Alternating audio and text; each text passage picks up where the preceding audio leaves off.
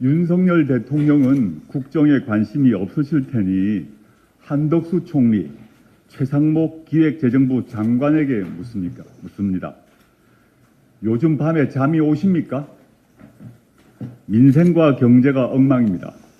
국민의 한숨은 깊어가는데 대책은 없습니다. 얼마 전 한국은행 발표가 있었습니다. 올해 2분기 실질 국내 총생산 성장률이 그전 분기보다 마이너스 0.2%였습니다.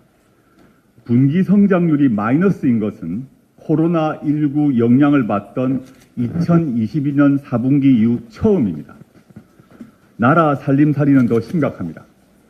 적자 투성입니다. 지난 5월까지 정부의 실질적 재정 상태를 나타내는 관리 재정 지수는 74조 4천억의 적자를 기록했습니다. 5월 기준으로 코로나19가 발생한 2020년 이후 최대치입니다. 지난해 56조 원이라는 역대 최대 세수 펑크가 났는데 올해는 어떨지 걱정이 앞섭니다. 이렇게 나빠질 이유가 무엇입니까? 달라진 것은 딱 한 가지, 윤석열 정권이 들어섰다는 것입니다. 윤석열 정권은 대한민국에 코로나보다 더 큰 해를 끼치고 있습니다. 이런데도 윤석열 정권은 부자 세금 깎아주기에 혈안이 되어 있습니다. 지난 3월 19일 윤 대통령은 이렇게 말했습니다. 왜 부자들에게 면세해 주느냐? 그 이익은 어려운 사람들이 다 보게 되어 있다. 무지한 사람이 신념을 가질 때 제일 문제다라는 말이 떠오릅니다. 며칠 전 정부가 세법 개정안을 발표했습니다. 중산층의 상속세 부담을 줄인다는 명분을 댔습니다. 상속세는 지금까지 과세 표준이 30억 원 넘으면 50%가 최고 세율입니다. 정부는 이 구간을 없앱니다. 대신 과세 표준 10억 원 초과 시 최고 세율 40%를 적용토록 했습니다. 결과적으로 최고 세율을 50%에서 40%로 내린 것입니다.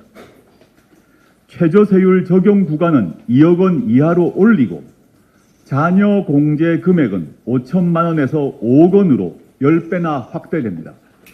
이 혜택은 전 국민이 아니라 극소수가 봅니다. 지난해 최고세율이 적용된 피상속인은 2,172명입니다. 전체 피상속인의 0.1%입니다. 인구의 0.004% 아니면 0.005%입니다. 말 그대로 초부자를 위한 감세입니다.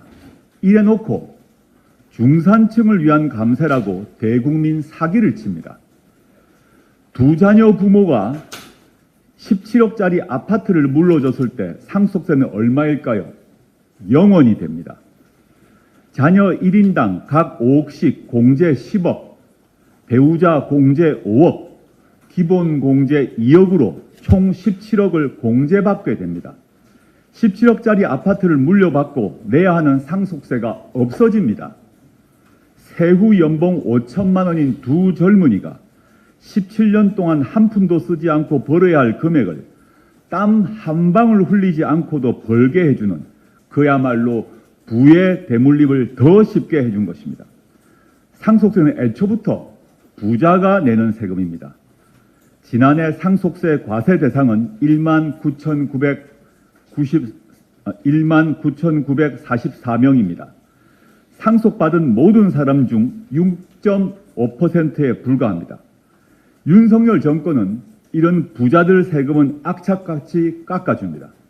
그로 인해 줄어드는 세수를 메꿀 방안은 내놓지 않습니다.